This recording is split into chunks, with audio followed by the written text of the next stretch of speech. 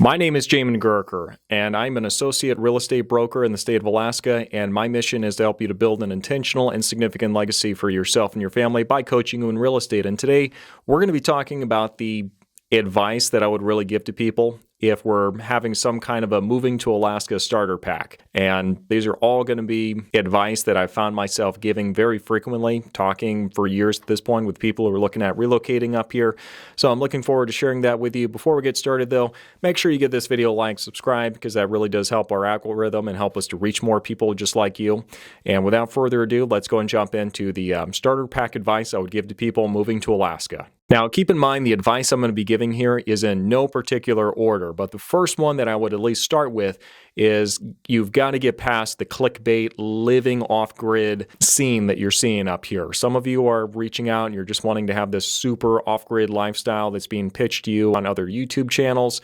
That's all fine and good. You just have to understand what you're signing up for is not necessarily what you would expect. And to really understand what I'm talking about there, you probably go listen to another channel by Bush Radical. He actually did a video just a little bit ago, which I really appreciated, in which he kind of talks about some of the myths and the lies that you get with this, off-grid world that a lot of people are talking about and espousing on YouTube, and it not very realistic. So that's really the first thing. You have to understand a lot of the content you're getting promoted is not necessarily the real version of Alaska.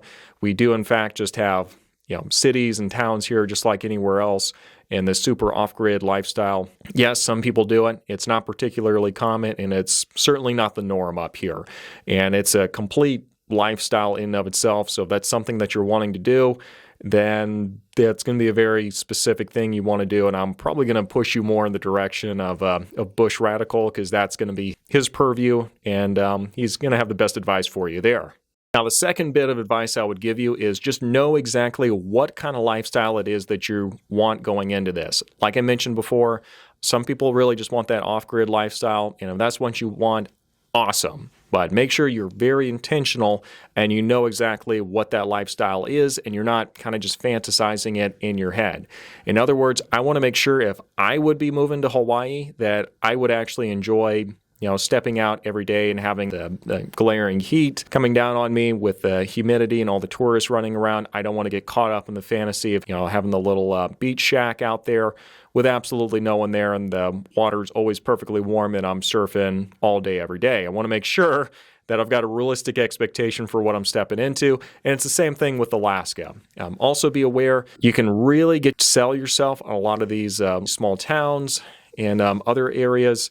And you might move there and find out, the vibe of the tribe here is just not really what I was looking for. Some of these smaller communities, they're really awesome, they're really welcoming, but not all of them are going to be the same. Some of them can actually be a little nasty to people initially when people are moving in. So if you're trying to do a vibe check, I would highly recommend going and spending some time there in an Airbnb and just try to strike up some conversations with some locals and get a sense for what it's like in that area and what the people are actually like there. Next bit of advice I would give for people is try to get the employment figured out as quickly as you can. Once you get to the point where you've decided moving, here is what you're going to want to do. This gets very complicated for those of you who are struggling with finding work up here. And I understand it, believe me, because the frustration for people who are trying to find work up here is that you might be way more qualified than anyone who actually lives up here, but employers are usually going to give a preference to people who are already up here and already in the state over people who are coming in from out of state. And it's a lot of frustration there, but the reason that employers do that up here is because they've probably been burnt by people from out of state before, and they invested all this time and effort and training into somebody just for them to get up here and spend a couple months up here in the winter and decide, hey, this isn't for me, and bail. So that's the reason it can be a little challenging to find employment up here if you're coming in from out of state. What I would recommend if you're struggling, you might find some online position that allows you to work anywhere, move up here to Alaska, and then now that you have a residency up here, now it makes it easier for you to approach these employers that are already up here and see if you can get a job that way. I think that might actually be a really winning strategy and would help you to make that transition happen. Now, the fourth thing that I would really counsel you to do if you're looking at moving up here, this is really for those of you with kids, but see if you can go check out the schools in the immediate area. And there's going to be lots of options depending on where you're going. If you're in Anchorage, there's going to be tons of schools. If you're going further out in the bush, obviously less options. You really just have to understand what it is that's available in the area and know exactly what it is that your kids' interests are and what they're going to be into. If they're really metropolitan, then going way out in the middle of nowhere off the grid is going to be a bit of a stretch, and the school scene is probably just going to reinforce that, actually make it worse. So before we finish today's video, though, let's go ahead and take a quick break here. For those who've been watching for a bit, I do host a podcast called the Alaskan Journey Podcast. I interview people who've recently moved up here and really show what it's like living up here from the eyes of people who are here at the moment. So you hear from people who aren't just me. So do make sure you go check that out in the description section down below. And if you want a copy of the relocation guide I offer to people, go to my website, register, and just make sure you put relocation guide in the comments section there so I know what to send you. Now, let's go and finish up today's video. After you've gotten all this stuff figured out, now it's time to get the housing situation figured out. Now, there's nothing wrong with renting a little bit at first. If you are just trying to get a sense for the area, that's not a bad option. It can obviously be expensive while you're moving. The thing I'm just going to tell you right now in this market is if you are waiting because you think a big market collapse is going to happen, I think you're just putting yourself in a bad spot, because we're seeing supply and demand have a much bigger impact on what's going on with the housing prices. And we're not seeing any sign of supply just shooting through the roof, and the demand is staying pretty consistent. So the prices are going to realistically keep going up. And we are, in fact, seeing the inflation is having a big impact as well. So during a time of inflation, I really don't see these home prices going down anytime soon. So not a bad idea to rent if you're just trying to buy yourself some flexibility. Just understand we're not doing it because we're trying to get a deal on places. For the housing, I would also recommend, again, you might go check out some short-term Airbnb, maybe some intermediate-term rentals where it's fully furnished and you can live there for up to 6 months on a lease. You might consider one of those options just to kind of get a sense for the area as well. And I mean, if housing is something you want to do, obviously, let's talk, we'll make it happen. The next thing I would say is figure out your moving route. And what I mean by this is there are really 3 main options for how you can get up here. You can either get on the ferry and come up with a ferry with all your stuff. You can drive the Alcan, or you can sell all your stuff and fly up here. Those are going to be your 3 main options, and you can kind of mix and match and do some variations on that. Those are going to be the main ones. The cheapest is going to be just taking your stuff on the Alcan and driving it up. It's going to be more time. It's definitely going to be an adventure.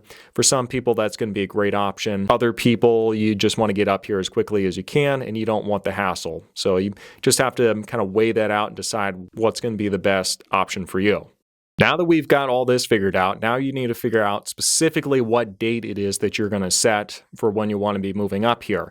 There's going to be some pros and cons to any time of the year. If you move during the summertime, it's going to be gloriously bright. It's going to be easy to move in somewhere because you're going to be able to move in pretty much any time of day, and you're going to have those long days to do it. You're not going to have to deal with snow and ice and wind and all this other stuff. So for that reason, a lot of people prefer to move in during the summertime. Now, during the wintertime, the advantage is you can actually move in during that time, and all your moving is done in the wintertime. So you can actually just enjoy the summer, which is the reason that most people actually move up here to Alaska in the first place, to enjoy the summer.